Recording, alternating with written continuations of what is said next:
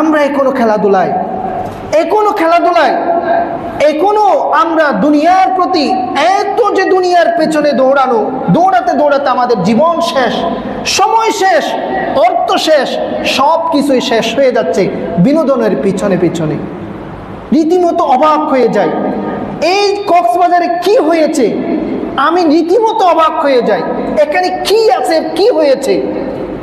নাউযুবিল্লাহি মিন যালিক। মানুষের এই অবস্থা, অথচ 31st নাইট পালন করছে, সেলিব্রেট করছে, সমুদ্রের মধ্যে গোসল করতে গিয়ে পুরো ফ্যামিলি বাবা ছেলে ভেসে গিয়ে তাদের প্রাণ হারাচ্ছে। এভাবেই যে মাতাল হয়ে গেল, পাগল হয়ে গেল, একবারের জন্য কি চিন্তা করে দেখেছে 2024 সাল আমার থেকে বিদায় নিয়ে গেল, 1446 হিজরি আমার থেকে বিদায় নিয়ে গেছে, আমার জীবনের গুনাহকে আমি মাফ করতে পেরেছি? বিবেকের কাছে আমাদেরকে প্রশ্ন করতে হবে, বিবেকের কাছে আমাকে প্রশ্ন করতে হবে। আমার বয়স ছিল 35 বছর, এখন 36 বছর আমি পদার্পণ করেছি। আমার বয়স ছিল 65 বছর, আমি 66তম বছরের মধ্যে আমি পদার্পণ করেছি।